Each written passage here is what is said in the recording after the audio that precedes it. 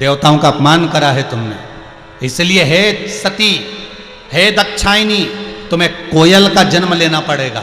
और इससे पहले वाली कथा में कहा था कि दक्षायनी को पार्वती बनने से पहले कोयल बनना पड़ा था, और 2 आषाढ़ के अधिक पड़े थे, अधिक मास 2 पड़े थे, तब जाकर ये कोयल की योनि से छूटी थी, फिर वापस हिमालय राज की कन्या पार्वती बनी थी, फिर बनी। थोड़ा सा क्रोध आता है और वो क्रोध में हम अपना नुकसान कर लेते हैं, जरा सा क्रोध।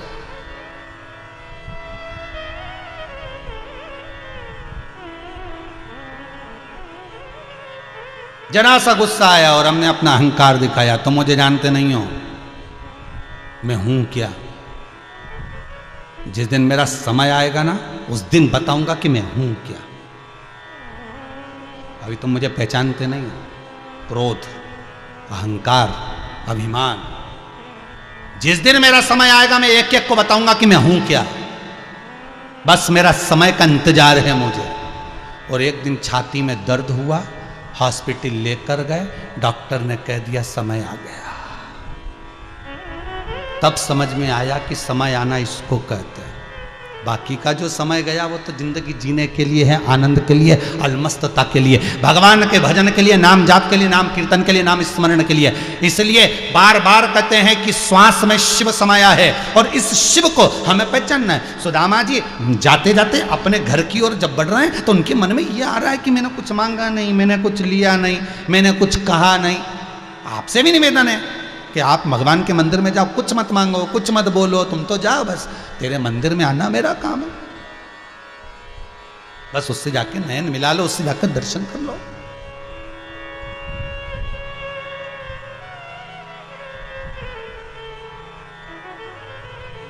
सुदामा जी जाते जाते विचार करते जा रहे हैं, परंतु इतना बड़ा द्वारका नाथ था, कुछ मांग लेना था मुझको, बच्चों के लिए, पत्नी के लिए, किसी के लिए मुझे मांगना था, पर मैंने मांगा नहीं। अब जाते जाते सुदामा जी जैसे ही घर पहुंचे तो उनकी पत्नी सुशीला चांदी की थाली में दिया सजाकर अपने पति को लेने के लिए दौड़कर और दरवाजे से अपने घर लेकर गई। जो घर सुदामा जी ने देखा, देखकर सुदामा चक्कर खाकर पड़ गए कि गजब, ये किसने दिया। तो सुशीला बोली, जिसके दरवाजे पर तुम गए थे उसी ने दिया। शिव पुराण भी यही कहती है। भगवान शंकर कहते हैं तुम कथा संभालो, मैं तुम्हारा घर संभालता हूं। ये सुदामा का चरित्र। भगवान ने, सुदामा ने कुछ मांगा नहीं है, सुदामा ने कुछ कहा नहीं है, सुदामा ने तो एक शब्द नहीं कहा कि मुझे ये दीजिए। बस भगवान इतना करे कि तू मेरा मंदिर आ गया, तूने मेरा दर्शन कर लिया, तू मेरी चौखट पर पहुंच गया, तू मेरा भजन संभाल ले। और भगवान कहते हैं मैं तेरा घर संभाल लूंगा। और आपसे भी निवेदन है, जितने टीवी चैनल पर कथा सुन रहे हो, जितने फेसबुक पर कथा सुन रहे हो, जितने यूट्यूब पर कथा सुन रहे हो, आपसे भी निवेदन है, आप 2 बजे से 5 बजे तक इस शंकर की कथा को अमृत जानकर, औषधि जानकर 2 बजे से 5 बजे तक शंकर की कथा को तुम संभालो और तुम्हारा घर शंकर संभाले। फिर तुम्हें टेंशन लेने की जरूरत नहीं, काहे की चिंता करो।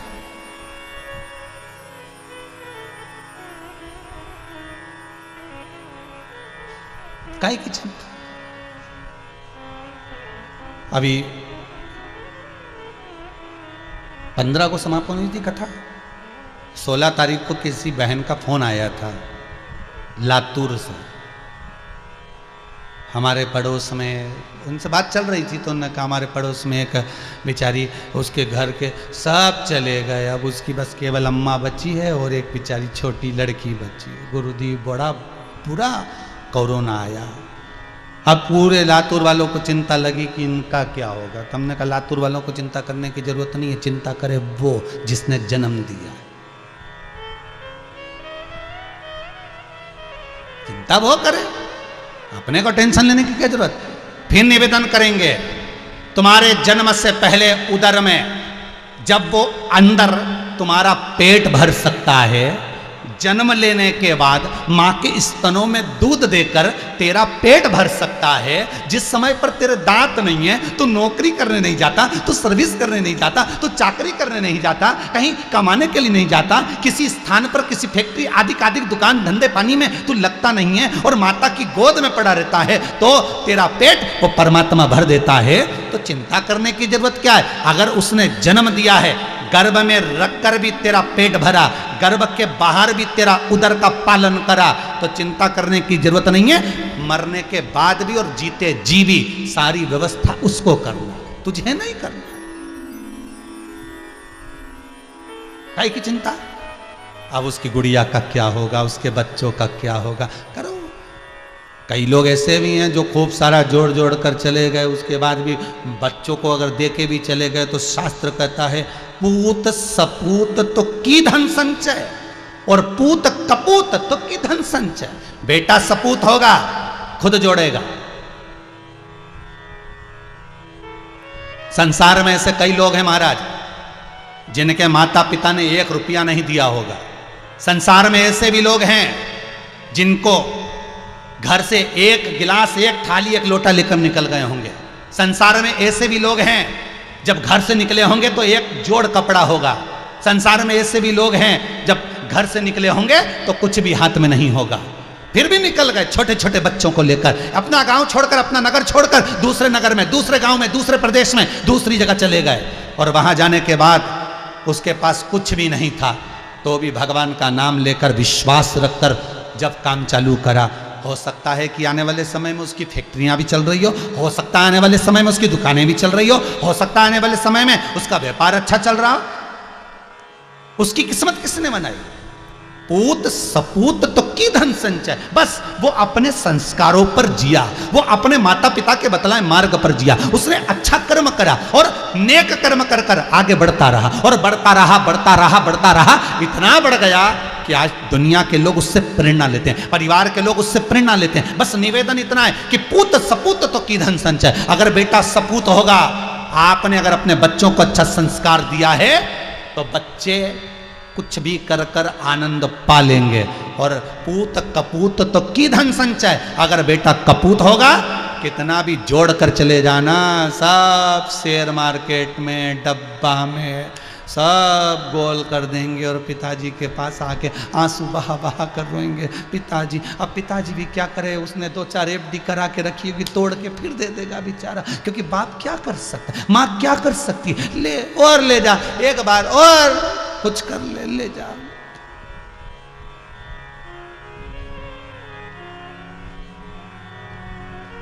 दिया उसने। माता पिता और परमात्मा बड़ा दयालु होता है साहब। बच्चा कितना भी घाटा लगा कर आ जाए, फिर माता पिता उसको आगे बढ़ाने का प्रयास करते हैं। परमात्मा भी ऐसे ही होता है। कितनी बार लोगों ने इधर उधर भटका दिया, अरे कहाँ हनुमान जी के मंदिर जाए, कहाँ शंकर जी के मंदिर जाता है, कहाँ भगवान के मंदिर जाता है। वो तो सीवर वाला महाराज तो यूं ही लगा रहे, उसका तो यही काम है, बस 2 बजे से 5 बजे तक कथा में बैठ जाए, टीवी चालू कर लो और कथा सुन। तो उनका तो यही काम, सीवर वाला महाराज का तो कि बोलते जाओ बस, है कहाँ इनके चक्कर में पड़े। दुनिया के लोग तुम्हें मार्ग भटकाने का काम करेंगे, और जब मार्ग भटक जाएगा तब संसार में जाकर ऐसे खड्डे में गिर जाओगे, बास पीस कोई सदगुरु ही निकाल कर लाएगा। फिर मन में आएगा कि परमात्मा का भजन कर लें, स्मरण कर लें। ये संसार सागर व्यर्थ है, व्यर्थ।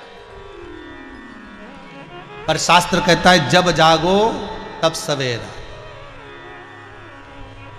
शिव महापुराण की कथा कहती है, एक चोर चोरी करने गया, राजा के महल में चले गया, वहां से चोरी कर कर भागा। राजा ने दूतों को पीछे लगा दिया। दूत देखते हुए जा रहे हैं, सैनिक इसके पांव देखते देखते देखते देखते गए तो आगे जाके गांव में गए तो जंगल में तो एक दूसरे गांव में पहुंच गया, और दूसरे गांव में जैसे ही गया वो चोर, उसके पांव के निशान देखते देखते देखते पहुंच गए तो एक जगह पर कथा हो रही थी, एक जगह पर शिव महापुराण की कथा चल रही थी, प्रवचन चल रहे थे, और शिव पुराण के अंदर सत्संग में, प्रवचन में वो चोर जाकर बैठ गया। सिपाहियों ने विचार करा, इसके कदम यहां तक आए, मतलब ये कथा में बैठा है, अपन सब यहीं खड़े रहो, जैसे ही उठेगा वैसे ही दमोच लेंगे, पकड़ लो।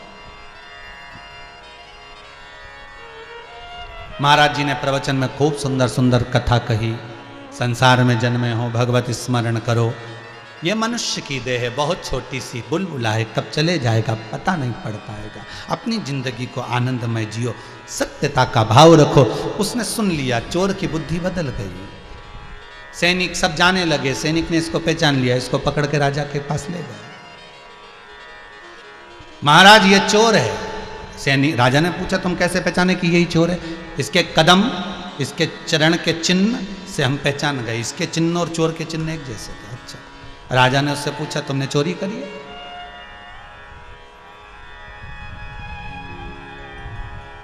तुमने चोरी करी है? जल्दी बोलो। चोर बोला महाराज इस जन्म में तो मैंने चोरी नहीं करी। राजा ने कहा झूठ तो नहीं बोल रहे? सत्य कहता हूं, इस जन्म में मैंने चोरी नहीं करी है। पक्का? बिल्कुल पक्का। राजा के पास में एक भाव था कि वो पीपल के पत्ते को हाथ के बीच में रखकर कच्चे सूत से बांधकर गरम धधकता हुआ लोहे का तवा हाथ पर रखता था। हाथ जल जाए तो समझ लो किसने चोरी करी है, और ना जले तो समझ लो किसने चोरी ना करी है। धधकता हुआ तवा गरम राजा ने बुलवाया, उसके हाथ पर रखा तो वो हाथ जला नहीं, और जमीन पर जैसे रखा तो जमीन के नीचे जो कालीन था वो जल गया, वो हाथ नहीं जला। जब हाथ नहीं जला तो राजा ने कहा अपने सैनिकों से, अरे तुमने इसको पकड़ कर लिया, ये कितना बेचारा सत्यवादी है, और इस पर झूठा इल्जाम लगा दिया। महाराज हम तो इसके चरण के चिन्ह से पहचान, हमारा मन आज भी कहता है कि चोर है। छोड़ो उसको। कितना सत्यवादी है कि उसका हाथ नहीं जला और नीचे कालीन जल गया। छोड़ दिया उसको। छोड़ो इसको जरा। सैनिकों को बुलाया राजा ने। राजा बोला तुमने एक शरीफ व्यक्ति को पकड़ कर लेकर आए थे और उसको सजा दिलवा रहे थे, अब सजा तुम्हें मिलेगी, मृत्यु दंड मिलेगा। वो व्यक्ति बोला महाराज इनको मत मारो, चोरी मैं नहीं करी है। राजा बोला तुम इनको बचाना चाहते हो? नहीं, चोरी मैंने करी। तुमने चोरी कब करी? अगले जन्म। चोरी मैंने करी अगले जन्म में? हाँ। चोरी का सामान तुम्हारे पास में? हाँ। चलो मेरे साथ दिखाता हूं। और जहां रखा था धन दे दिया। राजा ने पूछा तूने चोरी अगले जन्म में करी? हाँ, पिछले जन्म में। और इस जन्म में बिल्कुल नहीं करी। तो राजा ने पूछा ऐसा हुआ क्या? उस चोर ने कहा महाराज जब तक कथा नहीं सुनी थी उससे पहले एक जन्म था जिसमें मैं छल भी करता था, कपट करता था, बेईमानी करता था, प्रपंच करता था, झूठ बोलता था। एक जन्म वो था, और कथा सुनने के बाद मेरा दूसरा जन्म हुआ है जिसमें मैंने विचार कर लिया कि अब मैं चोरी नहीं करूंगा। तो ये मेरा जिस जन्म में मैंने चोरी करी उस जन्म का बता दिया। तो मैं सत्य कहता हूं कि इस जन्म में, अर्थात जब से मैंने कथा सुनी है, जब से मैंने भजन किया है, जब से मैंने स्मरण किया है, जब से मैंने नाम जाप लिया है, तब से मैंने ये सब काम बंद कर दिया। आपसे भी निवेदन है यही समझना कि शिव महापुराण की कथा सुनी उस दिन से हमारा दूसरा जन्म हो गया। हमारा दूसरा जन्म है, कहीं भगवान की कृपा हो,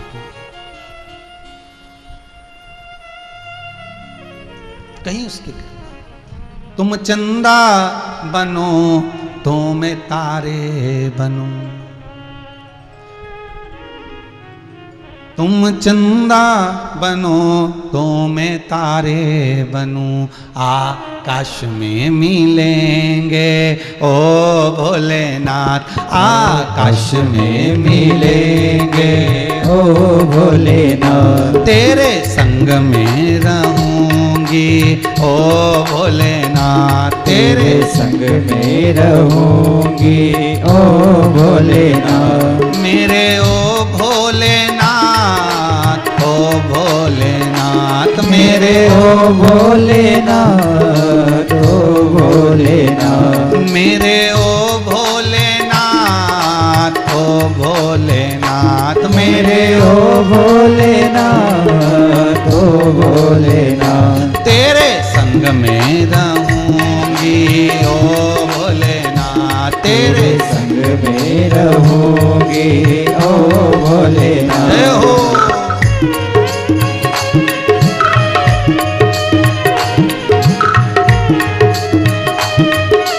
हरि बोल। हर भोले।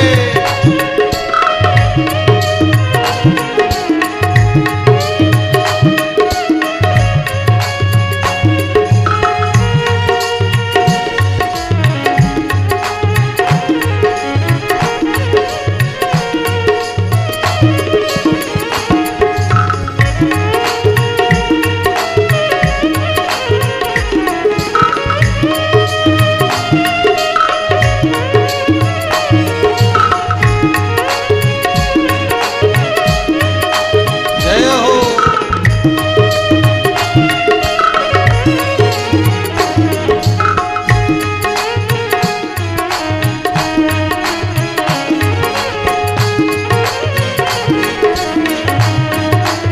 जय हो।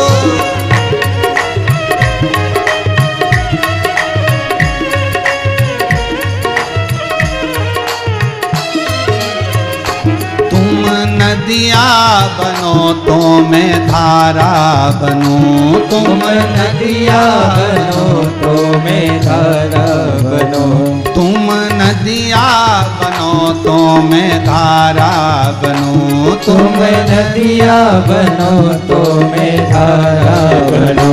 पृथ्वी पे मिलेंगे ओ भोलेनाथ, पृथ्वी पे मिलेंगे ओ भोलेनाथ। तेरे संग में रहूंगी ओ भोलेनाथ, तेरे संग में रहूंगी ओ भोलेनाथ। मेरे ओ भोलेनाथ, ओ भोलेनाथ, मेरे ओ भोलेनाथ, ओ भोलेनाथ। मेरे ओ भोलेनाथ, ओ भोलेनाथ, मेरे ओ भोलेनाथ, ओ भोलेनाथ। तेरे संग में रहूंगी ओ भोलेनाथ, तेरे संग में रहूंगी ओ भोलेनाथ।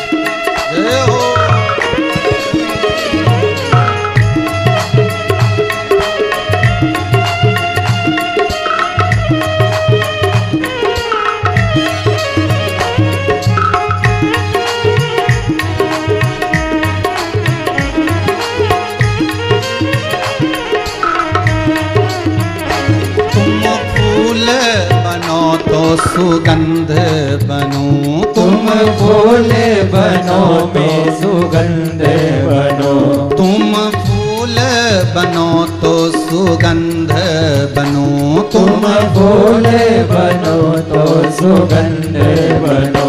डाली पे मिले ओ भोलेनाथ, डाली पे मिलेंगे ओ भोलेनाथ। तेरे संग में रहूंगी ओ भोलेनाथ, तेरे संग में रहूंगी ओ भोलेनाथ। मेरे ओ भोलेनाथ, ओ भोलेनाथ, मेरे ओ भोलेनाथ, ओ भोलेनाथ। मेरे ओ भोलेनाथ, ओ भोलेनाथ, मेरे मेरे ओ भोलेनाथ, ओ भोलेनाथ। तेरे संग में रहूंगी जय हो। ओ भोलेनाथ, तेरे संग में रहोगी ओ भोलेनाथ। हो।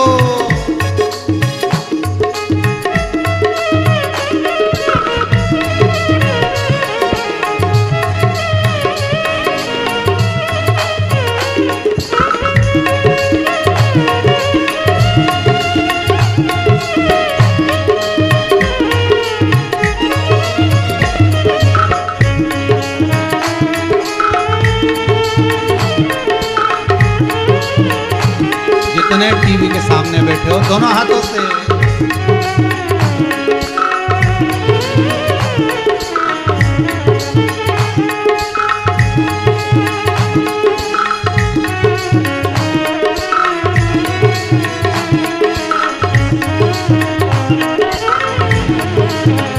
हर भोले।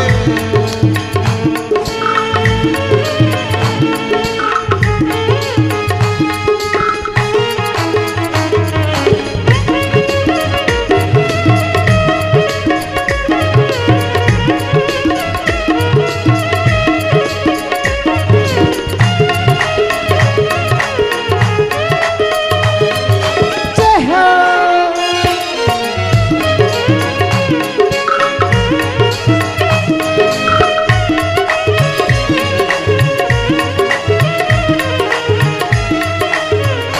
तुम पानी बनो तो मैं मछली बनूं, तुम पानी बनो तो मैं मछली बनो। तुम पानी बनो तो मैं मछली बनूं, तुम पानी बनो तो मैं मछली बनो। नदिया में मिलेंगे ओ भोलेनाथ, नदिया में मिलेंगे ओ भोलेनाथ। नदिया में मिलेंगे ओ भोलेनाथ, नदिया में मिलेंगे ओ भोलेनाथ। मेरे ओ भोलेनाथ, ओ भोलेनाथ मेरे मेरे ओ भोलेनाथ, ओ भोलेनाथ। मेरे ओ भोलेनाथ, ओ भोलेनाथ मेरे ओ भोलेनाथ, ओ भोलेनाथ। तेरे संग में रहूंगी जय हो।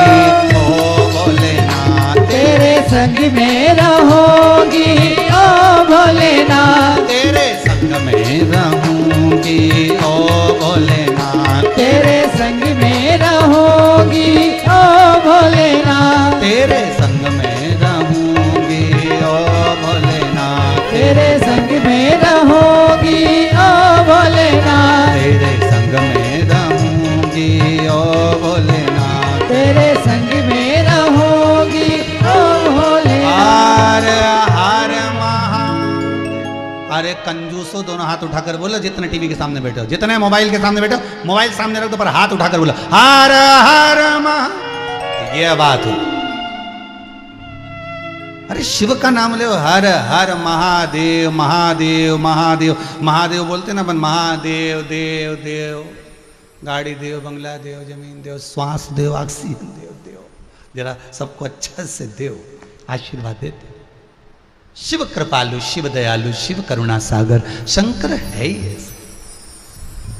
सुदामा का चरित्र कहता है कि तुम भगवान का मंदिर संभालो, तुम मंत्र माला संभालो, तुम कथा संभालो, तुम शिव महापुराण की कथा 2 बजे से 5 बजे तक दिल से सुनो, घर वो संभाले।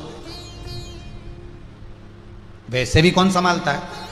जब आप लोग अपने मामा मामी काका काकी किसी के यहाँ शादी में चले जाते हो, घर में ताला लगा के जाते हो, अंदर ठाकुर जी को छोड़ के जाते हो, घर में शंकर भगवान को छोड़कर जाते हो, तुम्हारे घर में जो छोटा सा मंदिर होता है तुम सब चले जाते हो और भगवान को अकेला छोड़कर जाते हो, तो घर भी तो वही संभालता, काम वही तो संभालता। ताला लगाकर तुम तो गए, उसके बाद तो फैक्ट्री, दुकान, घर, जमीन, जायदाद सब वही संभालने वाला है। तो जब वही संभालने वाला है तो अपने को टेंशन क्या है? काय की चिंता? तुम तो भजन करो जितना बन सके। भगवान से कहना, अगर बुढ़ापा भी दे, मना नहीं है देना, पर बुढ़ापे में पलंग मत पकड़ाना, माला पकड़ा देना। क्या पकड़ाना? माला। पलंग मत पकड़ाना। नहीं तो कई लोग उनको देखा बुढ़ापे में पलंग पकड़ा देते हो, 8-8 दिन, 20-20 दिन, 50-50 दिन बेचारे खा रहे पी रहे नहीं, पड़े हुए हैं। भगवान से कहना बुढ़ापा देना पर पलंग मत पकड़ाना, बुढ़ापे में माला पकड़ाना। जब तक जीऊं तेरा भजन श्री शिवाय नमस्तुभ्यम जपती रहूं, जपाती रहूं और कहती रहूं।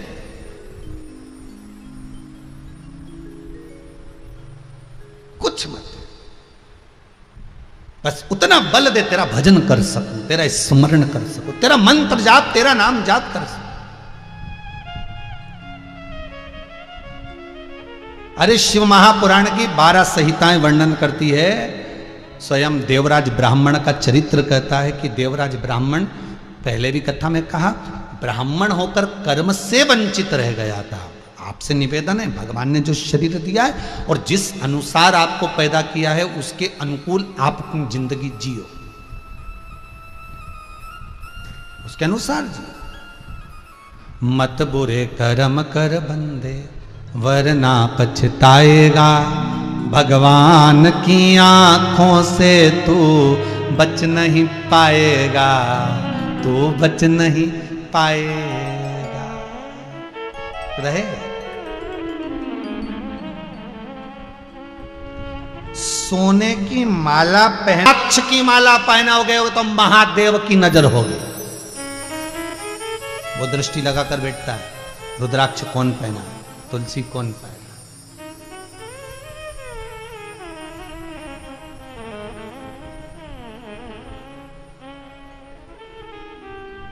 कितना फ्रिज में मिठाई रखी रहती है, कितनी घर में ड्राई फ्रूट्स रखा रहता है, फल रखे रहते हैं, पर मरने वाले के लिए हमेशा लोग एक ही चीज कहते हैं, तुलसी का दल दे दो, गंगा जल दे दो। कभी कोई नहीं कहता फ्रिज खोल के पपीता खिला दो।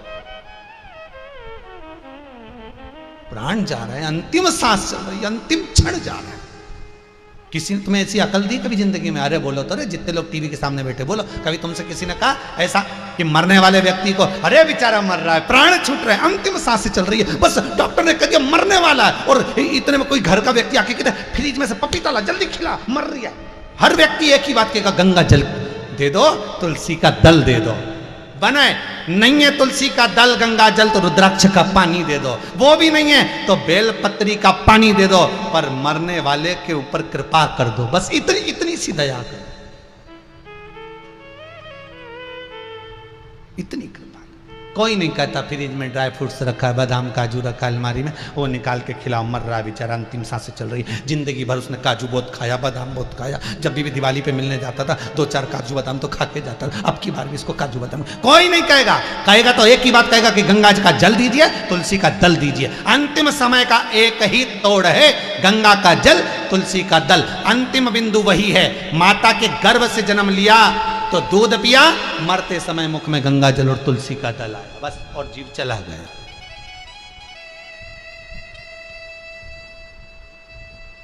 तुम ऊपर, नीचे तुम्हारी तैयारी गुलाब जामुन, दही बड़ा, नुक्ती और सेव।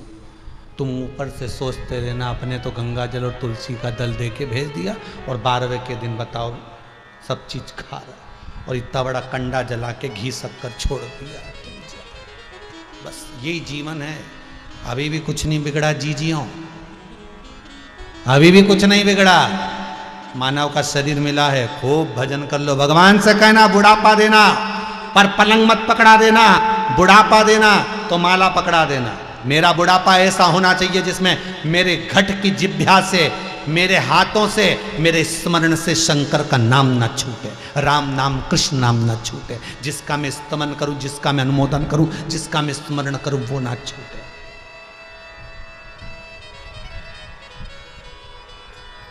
छूट जाए ना माला कहीं प्रेम की, टूट जाए ना माला कहीं प्रेम की, वरना अनमोल मोती बिखर जाएंगे। टूट जाए ना माला कहीं प्रेम।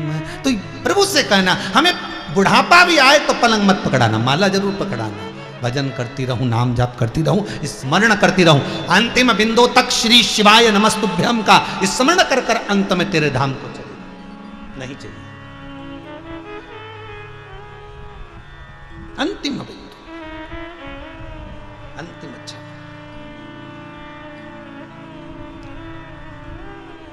अरे भाई, देवराज नाम का ब्राह्मण चोरी का धन लेकर गया, मंदिर में बैठकर कुछ देर की शिव पुराण की कथा सुन ली।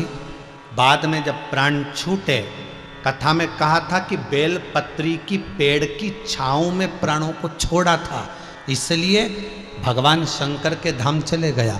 हिंदू धर्म में एक नियम आज भी है कि जब कोई व्यक्ति मरता है, अब अभी कोरोना काल के अंतर्गत तो जो मर रहे हैं उनको डायरेक्ट ले जा रहे हैं और डायरेक्ट जला देते हैं, पर पहले ऐसा नियम था कि कोई मरने वाले व्यक्ति को कंधे पर अगर लेकर जाते थे तो एक जगह विश्राम स्थल होता था, एक जगह अर्थी को थोड़ी देर रखते थे। वो रखने वाली जो जगह होती थी वहां बेलपत्री का पौधा होता था, बेलपत्री का पेड़ होता था। क्यों? क्योंकि बेलपत्री के पेड़ के नीचे बेलपत्री के वृक्ष की छाया किसी मरे हुए मुर्दे पर भी अगर पड़ जाती थी, वो जो मर गया है उसके शरीर को लेकर जा रहे हैं, और उस शरीर पर अगर वो बेलपत्री की छाया पड़ जाती थी तो उसको नरक नहीं भोगना पड़ता था, वो कैलाश के धाम में रहकर भगवान का भजन करता था। वो जीवात्मा फिर नरक नहीं भोगती, ना प्रेत की योनि, भले उसने जिंदगी में कितना पाप कराओ, भले उसने जिंदगी में कितना भी पाप कर्म कराओ।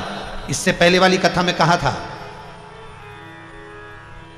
ये सोमानी जी करा ना, इससे पहले वाली जो बंसल परिवार कराए थे उसमें वर्णन करा था कि बेलपत्री का फल, बेले का फल या उसका रस अगर मुख में चला जाता है तो 27 दिन तक वो उदर में रहता है। 27 दिन के अंदर भी अगर किसी के प्राण छूट जाते हैं तो उसका फिर जन्म नहीं होता, वो भगवान के धाम में रह जाता है। फिर वो पुनरपि जननम पुनरपि मरणम, मृत्यु और जन्म के प्रपंच से दूर हो जाता है। मृत्यु और जन्म के प्रपंच से दूर।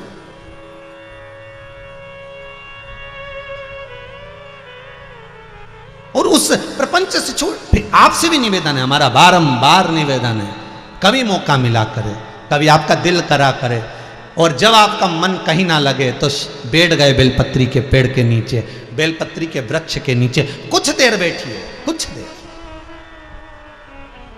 और एक निवेदन जरूर करेंगे, जिस दिन आपका मन दुखी हो या हृदय में कुछ ग्लानि सी हो या घर में अशांति हो, कुछ मत करो, एक बेलपत्री का मात्र, इस बेलपत्र का मात्र एक पत्ते ही हथेली में रखकर आप घर में ही बैठ जाओ, कुछ देर बस उस पत्ते को निहारते रहो, उस पत्ते का स्मरण करते रहो, उस बेलपत्र।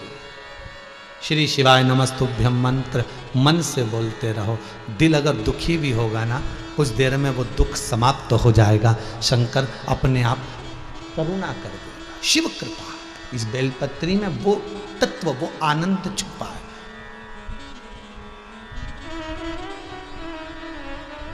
यहां तक कहती है विष्णु पुराण में तो बेलपत्री का चरित्र ही और भी लिखा है, और भी तरह का चरित्र लिखा है कि एक बार माता लक्ष्मी जी ने भगवान की प्रार्थना करी, निवेदन करा, और भगवान शंकर को राजी करने के लिए माता लक्ष्मी लग गई, कमल दल दे रही थी, कमल का दल कम पड़ गया।